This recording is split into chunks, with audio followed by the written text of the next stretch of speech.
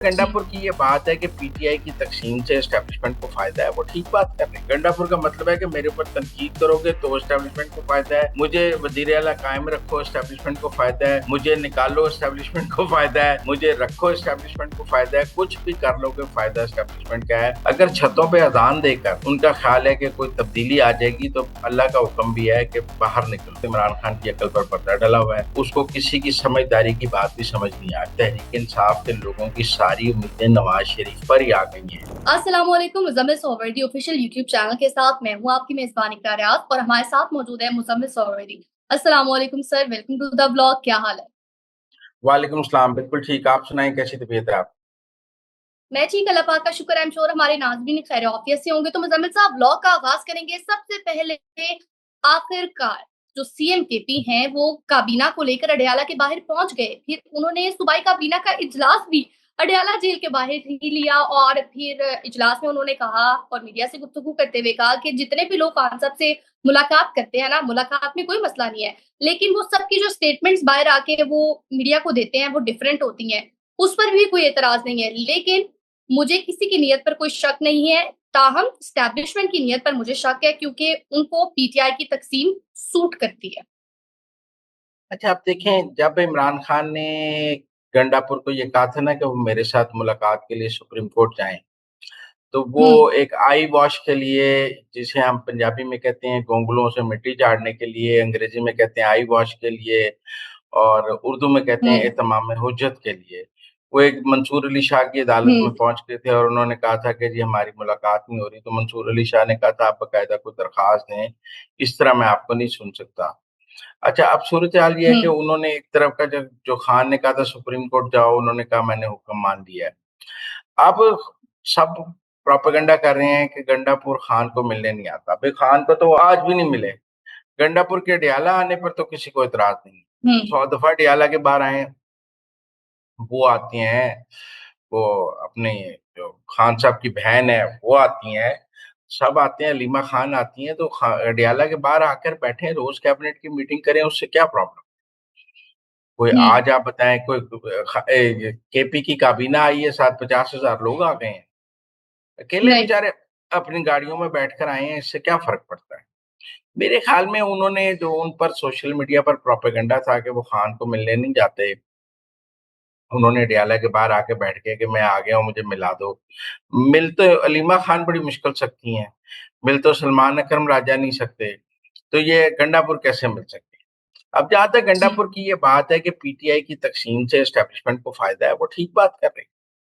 PTI की हम्म। तकसीम का पीटीआई के अंदर डिवीजन की सबसे बड़ी बेनिफिशियरी तो एस्टेब्लिशमेंट होगी ना। हम्म। और जितनी पीटीआई में तकसीम है, तकसीम दर तकसीम है, ये एस्टेब्लिशमेंट के फायदे में है। और एस्टेब्लिशमेंट किस तकसीम से फायदा उठा रही है, ये बात तो गंडापुर ने गलत नहीं की है। हम्म। गंडापुर ये कह रहे हैं कि अगर आप मेरे ऊपर करेंगे तनकीद तो इसका फायदा भी एस्टेब्लिशमेंट को होगा। हम्म। वो ये समझाना चाह रहे हैं पीटीआई के सोशल मीडिया को कि मुझ पर तनकीद करेंगे तो पीटीआई डिवाइड होगी। पीटीआई जी। डिवाइड होगी तो उसका भी एस्टेब्लिशमेंट को फायदा होगा। गंडापुर का मतलब है कि मेरे ऊपर तनकीद करोगे तो एस्टेब्लिशमेंट को फायदा है, मुझे वजीर आला कायम रखो एस्टेब्लिशमेंट को फायदा है, मुझे निकालो एस्टेब्लिशमेंट को फायदा है, मुझे रखो एस्टेब्लिशमेंट को फायदा है। कुछ भी कर लोगे फायदा एस्टेब्लिशमेंट का है, आपको कुछ हासिल नहीं होना। बाकी जो आज इन्होंने शो लगाया है, ये एक सियासी शो था। वो अब कह देंगे कि मैं डयाला गया था, जो सब कह रहे थे वो डयाला नहीं पहुंचता, वो एक दिन डयाला भी आ गया पूरी कैबिनेट को लेकर, उससे क्या फर्क पड़ गया? मेरे ख्याल में ये लड़ाई जो तहरीक इंसाफ के अंदर चल रही है ना, ये कोई हम्म। आज वो एस्टेब्लिशमेंट को पैगाम देने के लिए अडयाला नहीं आए, आज वो कोई हुकूमत को डराने के लिए एस्टेब्लिशमेंट पे अडयाला नहीं आए, वो पीटीआई के सोशल मीडिया को काउंटर करने के लिए अडयाला आए हैं, वो अलीमा खान को काउंटर करने के लिए अडयाला आए हैं, वो आप हम्म। कह लें आदिल राजा को काउंटर करने के लिए अडयाला आए हैं, वो मोहित पीरजादा को काउंटर करने के लिए, इमरान रियाज खान को काउंटर करने के लिए, एक तीर जो से कई प्रॉप निशाने।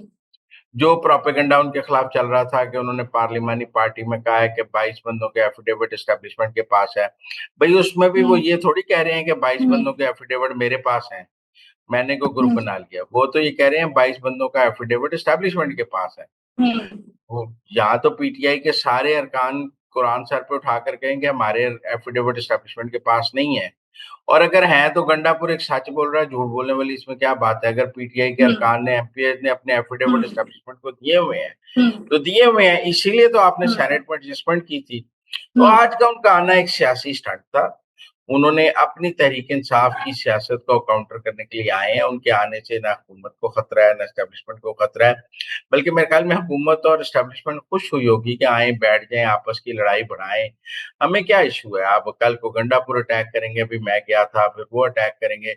इस हम्म। सारे का गवर्नमेंट को और एस्टेब्लिशमेंट को फायदा है। फायदा ही फायदा है। सर, आगे आपसे जानना चाहूंगी, जैसे सरदार सरफराज डोगर को लेकर सुप्रीम जुडिशल काउंसिल का मेंबर बनने पर ये जो मुतजाद खबरें सामने आ रही हैं, क्या हकीकत है? ये खबरें क्यों सामने आ रही हैं? ये सामने लाई जा रही हैं? देखिए, टेक्निकल बात यह है कि chief justice Sindh high court जो थे वो सुप्रीम जुडिशल काउंसिल के हम्म। मेंबर थे। वो रिटायर हो रहे हैं। उनकी रिटायरमेंट के बाद अब सूरत हाल ये है कि किसने सुप्रीम कोर्ट का, सुप्रीम जुडिशल काउंसिल का मेंबर बनना है। दो लोगों के दरमियान मुकाबला है, बलूचिस्तान के हाई कोर्ट रोजी खान और इस्लामाबाद हाई कोर्ट के चीफ जस्टिस सरफराज डोगर। दोनों एक ही दिन हाई कोर्ट के जज बने थे। और अब जो फैसला होगा वो फैसला होगा कि दोनों में से कौन सीनियर है उम्र के एतबार से। ज्यादा चांसेस ये हैं, माजी की रिवायात ये बताती हैं कि chief justice Islamabad high court Sarfaraz Dogar जो है वो सुप्रीम जुडिशल काउंसिल माजी की रिवायात की रोशनी में बन जाएंगे। लेकिन इसका हम्म। आपको एक और इम्पैक्ट देखें। उनके मेंबर बनने का मतलब है कि अब सुप्रीम जुडिशल काउंसिल के जो 5 मेंबरान हैं, उनमें याह्या अफरीदी, मंसूर अली शाह, मुनीब अख्तर, सरफराज डोगर और आलिया नीलम शामिल होंगे। हम्म। आलिया नीलम और सरफराज डोगर और याह्या अफरीदी एक पेज पर होंगे। इससे पहले मंसूर अली शाह और मुनीब अख्तर के साथ chief justice supreme court chief justice Sindh high court काफी हद तक थे। अब मुझे ये लगता है कि सुप्रीम जुडिशल काउंसिल पर याह्या अफरीदी साहब की गिरफ्त मजबूत हो जाएगी हम्म। और मंसूर अली शाह और मुनीब अख्तर की गिरफ्त कमजोर हो जाएगी। वो अब वहाँ अकलियत में हो जाएंगे और याह्या अफरीदी और उन आलिया नीलम और सरफराज डोगर मिलकर वहां पे अक्सरियत बनाएंगे और सुप्रीम जुडिशल काउंसिल से अहम फैसले भी आ सकते हैं, कई जजों को निकाला भी जा सकता है। हुँ। सर, एक और सवाल आपसे करना चाहूँगी, मिशन नूर आखिर क्या है? पीटीआई की सोशल मीडिया की जानिब से कहा जा रहा है कि सियासी क़यादत नाकाम हो चुकी है। अब जो भी करेगी पीटीआई की सोशल मीडिया टीम ही करेगी। इसी को मद्देनज़र रखते हुए पीटीआई की सोशल मीडिया ने एक बार फिर इस्लामी टच देने के लिए मिशन नूर का आगाज़ किया है। तो इससे क्या फ़वाइद हासिल किए जाएँगे उनकी जानिब से? देखिए, पहली बात तो ये है कि अगर तो आप समझते हैं कि इस मुल्क में सोशल मीडिया के ज़रिए एस्टेब्लिशमेंट को शिकस्त दी जा सकती है, तो मैं नहीं समझता। हुँ। अगर क्या जो लोग कनाडा, अमेरिका, लंदन बैठे हैं, वो अपने-अपने घरों में कनाडा, अमेरिका, लंदन बैठे पाकिस्तान में इक़्तिदार तब्दील कर सकते हैं? नहीं नहीं। कर सकते।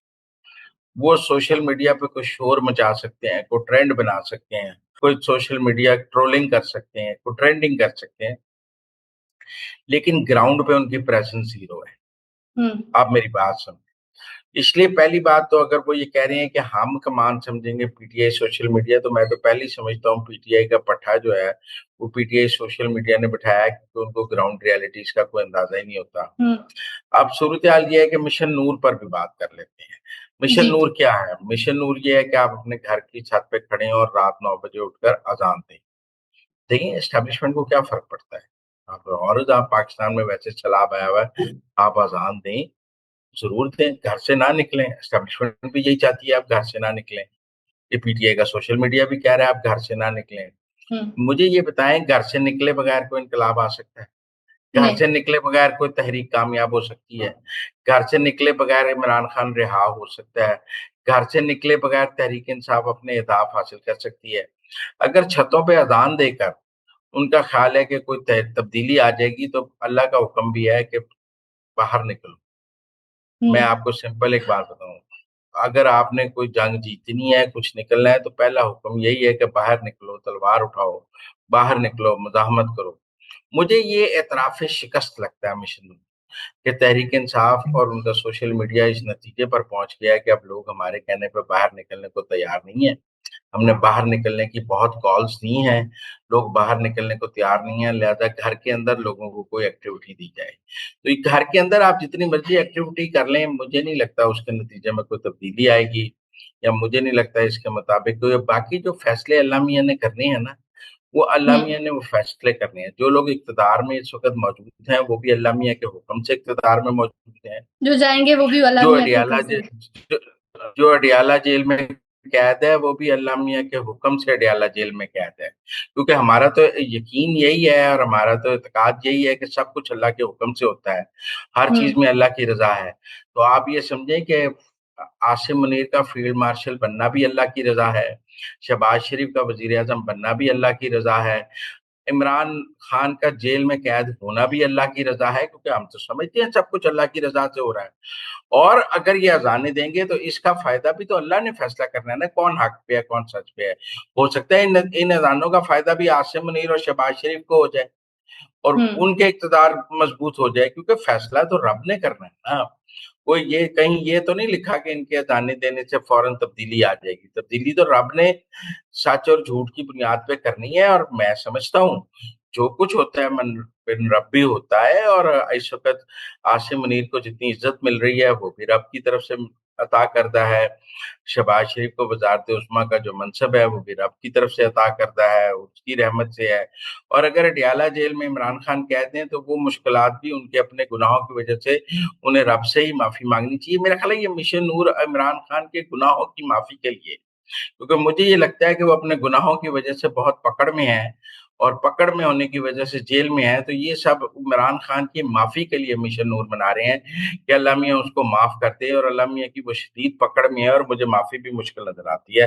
बाकी अल्लाह मियाँ गफूरुर रहीम है, वो किसी को भी माफ़ कर सकते हैं। बेशक आपने दुरुस्त फरमाया। सर आगे बढ़ेंगे, अब जानना चाहूँगी कि ये क्या माजरा है कि अयाज़ मीर साहब जो है वो रिटायर्ड जनरल फैज़ हमीद के गुण गा रहे हैं। कहा कि चकवार में फैज़ हमीद के ख़ानदान की एक शादी की तकरीब थी, फैज़ हमीद उनके पास बैठे और फिर गुफ्तगू की।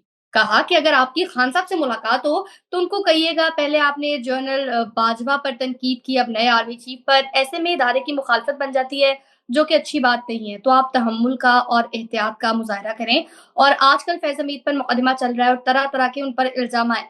तो आप बताएँ कि जो अयाज़ मीर साहब हैं, ये अब क्यों उनके गुण गा रहे हैं? एक तो चकवाल ग्रुप है, अच्छा। अयाज़ अमीर साहब को, ठीक है ना, आप समझें। वो क्या कहते हैं, हुँ। हमसायगिरी है, चकवाल ग्रुप है। और दूसरी बात ये है कि फैज़ हमीद साहब ने ये गुफ्तगू 9 मई से पहले की है या 9 मई के बाद की है। ये भी तो बड़ी सोचने वाली बात है ना। हुँ। ये गुफ्तगू 8 फरवरी से पहले की गई है या 8 फरवरी के बाद की गई है। ये इसकी टाइमलाइन्स भी तो हुँ। देखने वाली है ना कि वो उन्होंने 9 हुँ। मई के बाद ये गुफ्तगू की है, तो गुफ्तगू और तनाजुर में है। 9 मई से पहले ये गुफ्तगू की है, तो और तनाजुर में है।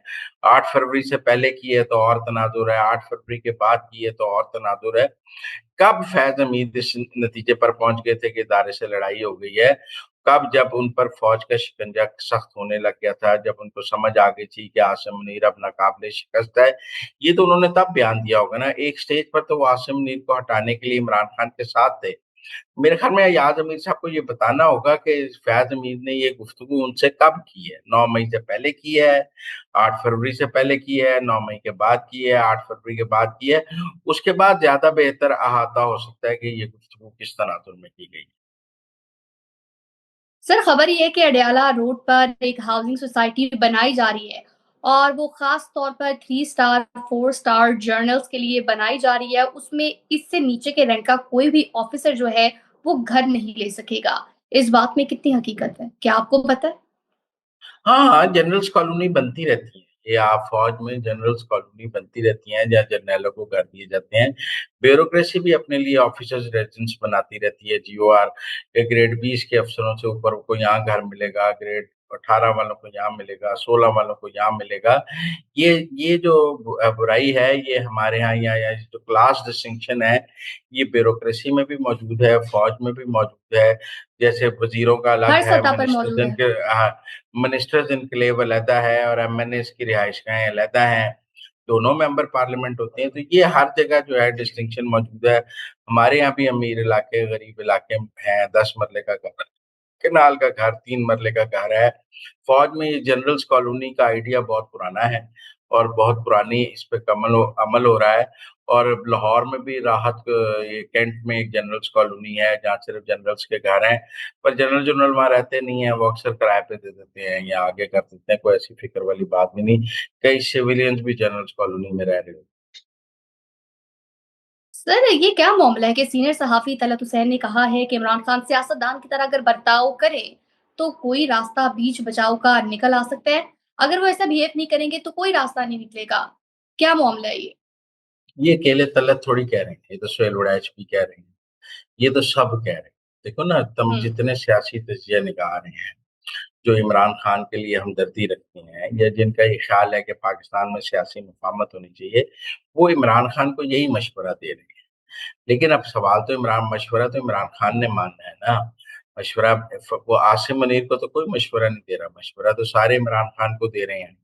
इमरान खान उनका मशवरा नहीं मान रहा, तो मेरा तो ज़ाती तौर पे ये ख़्याल है कि मुफ़्त मशवरा नहीं देना चाहिए। मशवरा कोई इतनी बेतौकीर चीज़ नहीं है कि आप हर जगह हर वक़्त तो देते रहें।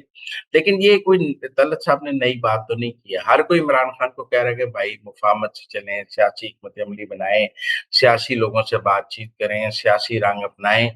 लेकिन वो नहीं ऐसा करना चाहते, तो हम उसके में क्या कर सकते हैं? उनकी अपनी पार्टी के 99% लोग ये कह रहे हैं। आप मुझे एक बात बताएं, बैरिस्टर गौहर से लेकर असद कैसर से लेकर गंडापुर से लेकर सब लोग यही बात कह रहे हैं। कौन ये बात नहीं कह रहा? फवाद चौधरी से लेकर सारे लोग यही बात कह रहे हैं। हुँ। उनकी सारी पार्टी ये बात कह रही है, सारे पॉलिटिकल एनालिस्ट ये बात कह रहे हैं, सब लोग कह रहे हैं। तो अगर वो एक तो आवाज़ खल्क को ज़ुबान-ए-ज़ेआम नकारा है है, ये बात। ज़बान-ए-ज़द-ए-आम में है और फिर आवाज़ खल्क को नकारा है, खुदा भी समझना चाहिए, लेकिन कई दफ़ा लम्ही अक़लों पर पर्दे डाल देता है। इंसान को दुनिया की आवाज़, दुनिया की बात समझ नहीं आती है और वो खुद उसकी अकल पर पर्दा चढ़ डल जाता है। मैं समझता हूँ इस वक़्त इमरान खान की अकल पर पर्दा डला हुआ है। उसको किसी की समझदारी की बात भी समझ नहीं आ रही। सर, एक और सवाल आपसे करना चाहूँगी कि हर कोई ये कह रहा है कि नवाज़ शरीफ साहब लंदन चले गए, लंदन चले गए, लंदन चले गए, ज़रूर इसके पीछे कोई मकसद था, तो आप बताएँ वो क्यों गए हैं? इस मरी में जो मीटिंग हुई थी, उससे भी जोड़ा जा रहा है। आप शाहीन से भाई साहब के ट्वीट के हवाले से बात कर रही हैं। ये कोई लंदन प्लान है, आसिम मुनीर का नोटिफ़िकेशन नहीं हुआ है, वो नोटिफ़िकेशन रोक लिया गया है, नवाज़ शरीफ वापस चला गया है और अब शहबाज शरीफ भी लंदन चला जाएगा, फिर लंदन में बैठ के आसिम मुनीर को निकालने की। मेरा मतलब है, अगर तहरीक इंसाफ के लोगों की सारी उम्मीदें नवाज़ शरीफ पर ही आ गई हैं कि नवाज़ शरीफ आसिम मुनीर को निकालेगा तो तहरीक-ए-इंसाफ की हुँ। लॉटरी निकलेगी। तो ये तो एक निहायत ही बेवकूफ़ाना सोच है कि नवाज़ शरीफ आसिम मुनीर को निकालेगा और उसका फ़ायदा इमरान खान को होगा। इससे ज़्यादा अहमकाना सोच कोई नहीं हो सकती। नवाज़ शरीफ साहब की तबीयत ठीक नहीं थी और उनका पिछले दिनों जनरल हॉस्पिटल में एमआरआई भी हुआ है। उन्हें अपने जाना ही था चेकअप में। वो अपना इलाज लंदन से ही कराते हैं। शहबाज शरीफ ने लंदन जाना है। 18 सितंबर को शहबाज शरीफ और आसिम मुनीर मिलकर ओवरसीज़ के एक कन्वेंशन से खिताब कर रहे हैं और उन्होंने खिताब करना है वहाँ से। जो शहबाज शरीफ हैं वो यूएन जनरल असेंबली से खिताब करने चले जाएँगे। आसिम मुनीर वापस पाकिस्तान आ जाएँगे। तो एक वक़्त में आसिम मुनीर, शहबाज शरीफ और नवाज़ शरीफ भी सारे लंदन में ही होंगे। फिर ये सब लंदन प्लान की निशानी बनाने लग जाएँगे क्योंकि सारे ही हुँ। लंदन में होंगे। तो हुँ। मेरे ख़्याल में ना नोटिफ़िकेशन की ज़रूरत है, ना नोटिफ़िकेशन होना है। आसिम मुनीर साहब की मुद्दत मुलाज़मत 29 नवंबर 2027 तक है। फ़ौज की जैक ब्रांच का ये कंसिडर्ड ओपिनियन है कि उन्हें किसी नए नोटिफ़िकेशन की ज़रूरत नहीं है। वो ये हुँ। कह रहे हैं कि जो एयर चीफ़ हैं, वो भी अपनी 5 साल की मुद्दत पूरी कर रहे हैं। आर्मी चीफ़ भी 5 साल पूरे करेंगे और ये जो पीटीआई की ख़्वाहिश है ना, कोई नोटिफ़िकेशन की कोई ज़रूरत नहीं है। ये बात फ़ौज का मौक़िफ़ भी है और हुकूमत का। तो नाज़रीन, अब तक के लिए इतना ही। आप देखते रहिए Muzammil Suhrawardy official YouTube channel और हाँ, चैनल को लाइक, शेयर, सब्सक्राइब ज़रूर कीजिएगा।